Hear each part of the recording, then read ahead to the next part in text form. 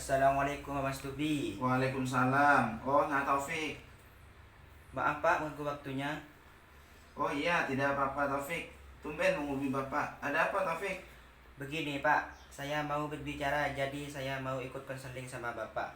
Oh baik nak, tentu saja saya bersedia dan merasa senang sekali. Tapi mengapa kamu tidak mengikuti konseling pada saat di sekolah saja? Terima kasih Pak. Oh tidak Pak, karena saya merasa nyaman dan lebih efisien menggunakan sosmed seperti ini. Oh iya, sudah. Jika menurut kamu seperti itu, apakah kamu sebelumnya sudah pernah mengikuti proses konseling? Belum pernah Pak, tapi saya pernah mendengar konseling dari wali kelas saya Pak. Baiklah. Bagaimana bila saya menjelaskan terlebih dahulu apa itu proses konseling kepada kamu? Iya Pak, setuju.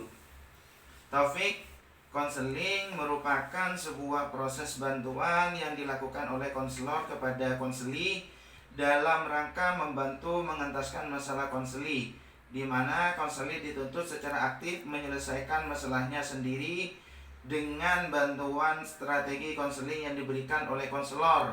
Dan melakukan konseling tidak hanya dapat dilakukan dengan bertemu secara langsung, melainkan dapat menggunakan media teknologi informasi seperti email, chat, SMS, Google Meet, dan media-media yang lainnya.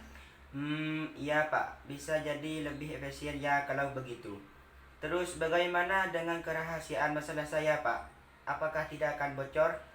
Semua konselor sekolah bekerja dengan kode etik konseling. Salah satu asas konseling adalah asas kerahasiaan.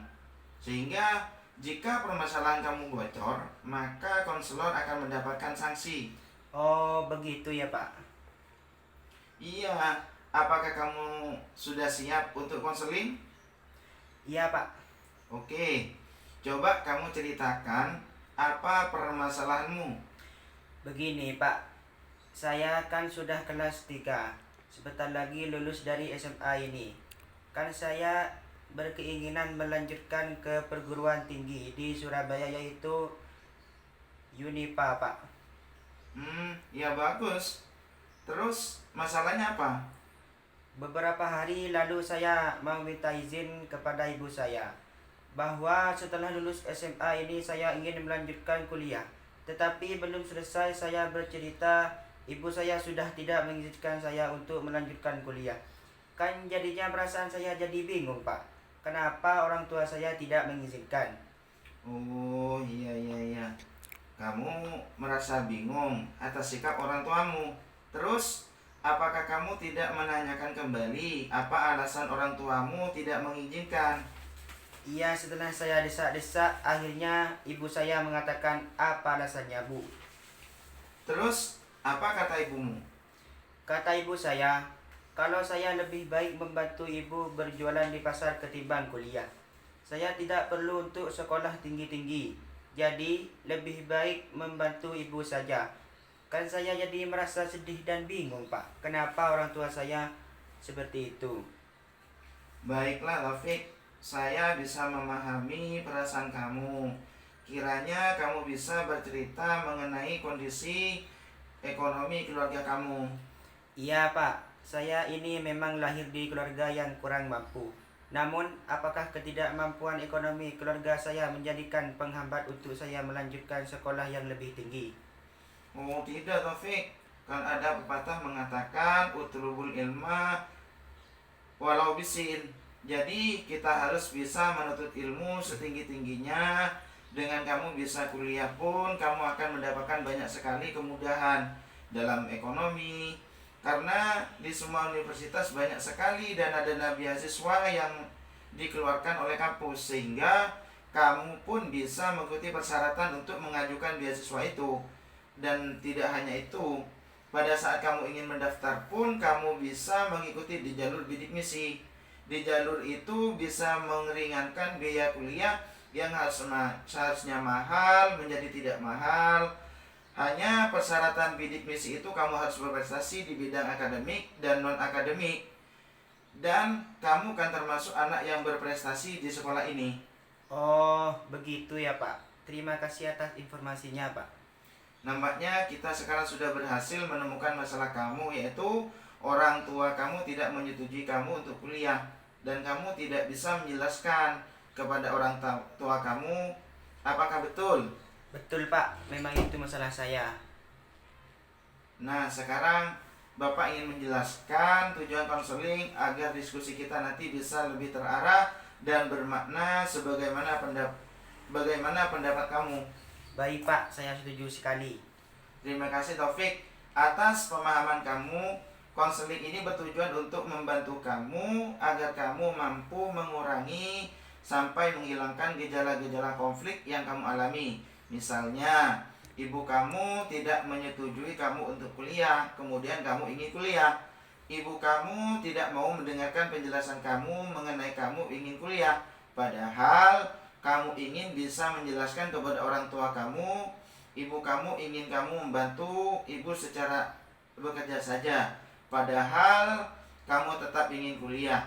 Ibu kamu berpikir kalau biaya kuliah itu mahal, sedangkan kamu berpikir bahwa kuliah itu bisa tidak mengeluarkan biaya yang mahal dengan berbagai cara. Begitu ya Taufik? Terima kasih Pak, saat ini saya sudah memahami tentang tujuan konseling yang saya lakukan ini. Baik Taufik, Bapak juga mengucapkan terima kasih kepada kamu. Sekarang kita perlu berdiskusi untuk mempelajari cara memecahkan masalah yang kamu alami. Apakah kamu setuju? Saya setuju Pak. Bapak ingin menjelaskan kepada kamu tentang cara metode yang perlu kamu pelajari, yaitu strategi kursi kosong. Strategi ini bisa digunakan untuk mengatasi masalah konflik termasuk masalah kamu ini. Baik Pak, bagaimana caranya? Strategi kursi kosong merupakan strategi dialog antara kamu dengan ibu kamu. Disebut strategi kursi kosong karena dialog itu kamu lakukan dengan berhadapan dengan kursi kosong, yang kursi kosong itu dianggap sebagai ibu kamu. Seperti kursi A, ibu mengatakan, Taufik, kamu tidak usah kuliah. Kursi B, Taufik mengatakan, saya ingin kuliah bu. Kursi A, ibu mengatakan, kamu bantu ibu saja bekerja. Kursi B, Taufik mengatakan, tidak bu, saya ingin tetap kuliah karena saya ingin membahagiakan ibu sama bapak. Kursi A, ibu mengatakan, tapi nak, kuliah itu membutuhkan biaya yang cukup mahal, sedangkan ibu sama bapak saja hanya bisa membiayai kamu sampai SMA. Kursi B, Taufik mengatakan, tidak bu, ibu salah jika berpikiran seperti itu. Kuliah itu tidak harus membutuhkan biaya yang banyak dan tidak membutuhkan biaya yang mahal, tapi biaya kuliah itu bisa murah dengan nanti saya mengikuti program beasiswa yang diselenggarakan di kampus. Kursi A, ibu mengatakan, terus pada saat pendaftaran apakah tidak memerlukan biaya? Kursi B, Taufik mengatakan, iya perlu bu, tapi saya di sekolah juga termasuk kategori anak yang berprestasi. Dengan prestasi saya nanti bisa mendaftar program bidik misi di universitas bu. Dengan jalur itu juga pendaftaran dan biaya kuliah yang harus dikeluarkan tidak banyak dan tidak menjadi masalah. Baik, kamu sudah bisa belajar melakukan strategi kursi kosong. Kemudian apakah Bapak bisa minta tolong agar kamu berlatih lagi melakukan strategi ini di rumah? Baik Pak, saya sanggup berlatih melakukan strategi kursi kosong di rumah. Dan sekarang saya mengerti apa yang harus saya katakan kepada ibu saya. Terima kasih atas bantuannya ya Pak. Oke, semoga kamu berhasil menerapkannya. Bagaimana keadaan kamu setelah kamu berlatih menerapkan strategi kursi kosong di rumah? Alhamdulillah Pak, saya lega. Saya akhirnya bisa membicarakan masalah saya dengan ibu secara baik-baik. Terus, apa pendapat ibu kamu? Setelah saya beri penjelasan dan pengertian dengan sejelas-jelasnya, akhirnya ibu saya mengerti dan mau menerima alasan saya mengapa saya ingin sekali melanjutkan sekolah ke universitas negeri. Dan ibu saya juga mendukung langkah saya untuk kuliah, Pak. Wah, Bapak jadi merasa senang mendengarnya. apa yang kamu inginkan akhirnya bisa tercapai. Iya Pak, semua ini juga berkat bantuan dari Bapak. Tanpa semua informasi dari Bapak, mungkin saya tidak dapat menjelaskan kepada orang tua saya Pak. Dan ibu saya pasti masih tidak mengizinkan saya untuk kuliah. Oh iya Taufik, semua ini juga berkat usahamu yang pantang menyerah, dan Bapak harap kamu bisa menjaga kepercayaan orang tua kamu dan kamu bisa menjadi anak yang sukses. Iya Pak, amin. Terima kasih atas semua bantuan Bapak. Baik Taufik, sama-sama. Bapak juga merasa senang bisa membantu memecahkan masalah kamu. Lain kali jika ada yang kamu diskusikan lagi, kamu bisa temui Bapak di ruang BK atau melalui media sosial seperti ini. Iya Pak, pasti saya akan menghubungi Bapak kembali. Terima kasih Pak. Assalamualaikum warahmatullahi wabarakatuh. Iya Taufik, sama-sama. Selamat berjuang. Waalaikumsalam warahmatullahi wabarakatuh.